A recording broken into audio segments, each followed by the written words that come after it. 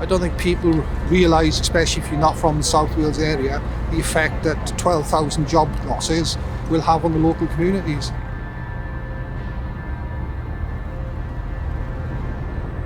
It's going to decimate the area, let's not make two bones about it. I've seen firsthand what happens when you remove an industry like this from a community, and it's left in devastation.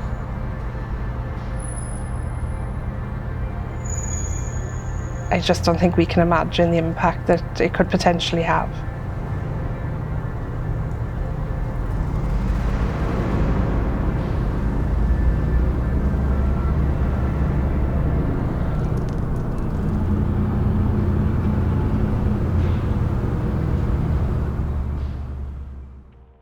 Well, obviously it's the biggest employer by far. It gives the best quality jobs in terms of salaries in the area. You know, every club has got somebody who works in the steelworks, whether they're a supporter or a player or a coach or a junior coach. Most families have got somebody who works there, you know, and generations of family have worked there. The steelworks was a massive part when people were growing up around you, knowing that there was jobs there. There was always the opportunity to go and get a good trade and get a decent wage. Well, obviously, by closing that down now, there's a massive void left there.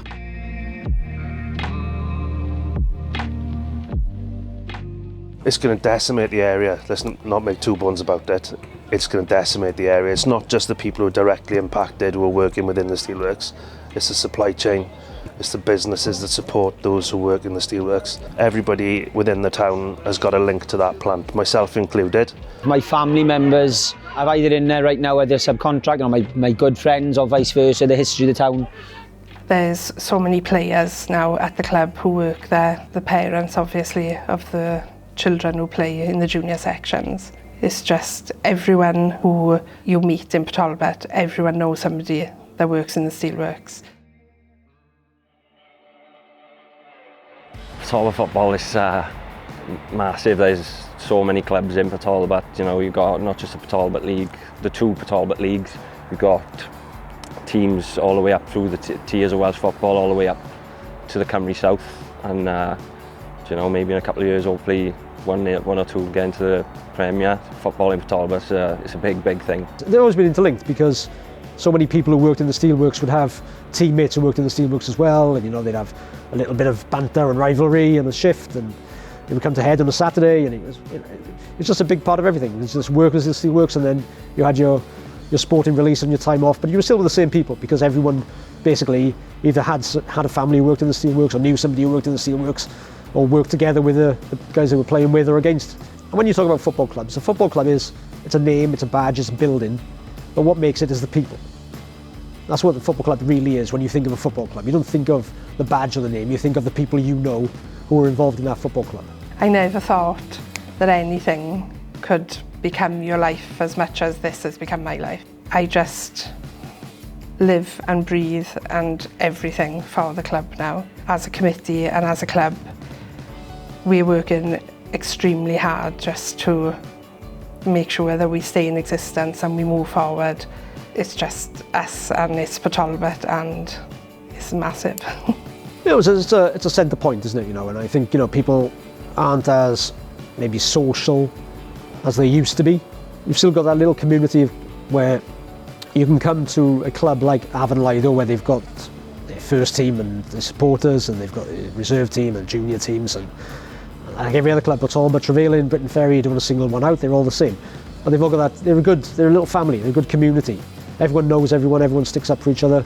It's like an extended family in some ways. Football it's a good release, you know, like as I said, the social aspect, being with the boys and playing with my best friends, and it's a nice escape, something 90 minutes on a Saturday to take your mind off it almost. It plays a big part, I think that's the natural progression from an industrial town, the fact that there is that release for people to play sport, to watch sport.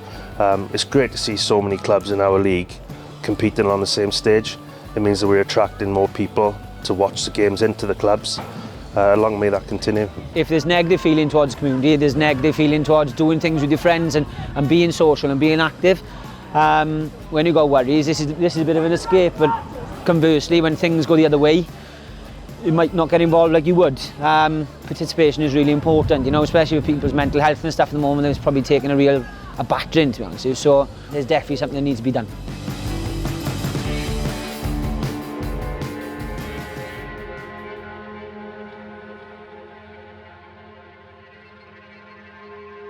I've been in Tata for 8 years, 1 year in college as an apprentice, and then the rest of the time in the academy and out on site. My department is part of the heavy end, which is going to be the first to be going, really. It's stressful, really, having the unknown, really, because it's kind of all most people have known you. It's like, it's not just myself, like my brother, he works there, my father, he worked there, all 4 of my uncles have had a spell working there, both grandparents. It's part of the family almost, the Steelworks, and it's the same for countless other people in the town. I think it'll affect everybody, from the smallest jobs to the biggest jobs. Like myself, I'm a courier, and it's surprising how many industries that places that we deliver to that are linked to, indirectly or directly to the steelworks. It would decimate the community. I'm from the Valleys communities. I was born and bred in Abertillery, so I've seen firsthand what happens when you remove an industry like this from a community, and it's left in devastation and it never recovers. You naturally feel for the people who are in the steelworks who are going to lose their jobs, but then when you sit down and think about it, the town as a whole is going to be impacted. You've got contractors working there, they're all going to be affected, the suppliers, even the petrol stations, you know, there's all sorts of things. I just don't think we can imagine the impact that it could potentially have.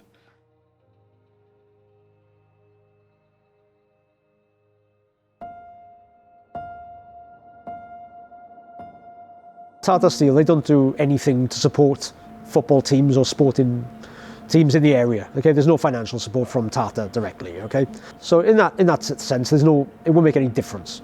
If the Steelworks close tomorrow, there's no sponsorship loss for any teams, etc. When you're taking money out of people's pockets through redundancies, it means you're taking money out of the local community, and the first places that are going to be hit are social clubs, football clubs. I think that's something that every club needs to look at, really, how we can support the people who are going to be directly impacted.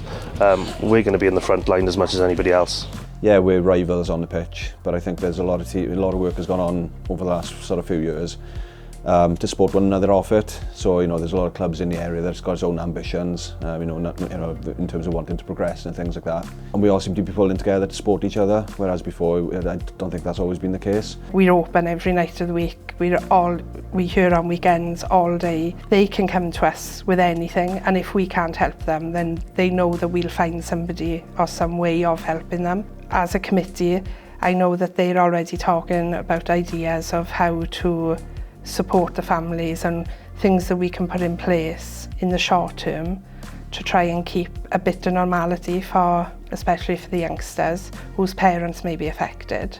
But we definitely want everyone to know that we are here, and if there's anything that we can do within our remit, then, you know, we will make every effort to do that. So it's really important that we do our best where we can, and as little as show him support, like you said, and even people who don't get their jobs, we've got to support them and say, right, we've got to do something else as well. But we need to do something, you know. One of the club's main ambitions at the moment is yes, we are a football club first and foremost, but we want to come away from that and become more of a sort of a community hub within the Margam area.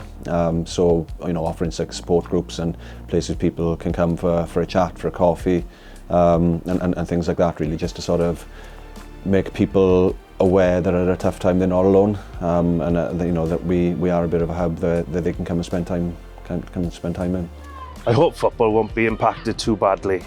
I think, as I said, the football clubs in the area have always been a refuge from people's working environments. So if we can provide that safe space, that sanctuary for people to let their hair down, then hopefully we can become part of a support structure for people who are going to lose their jobs. You know, like football, it's an escape for a lot of people, and so I think people will fall back on the teams they play for a lot and rely on them.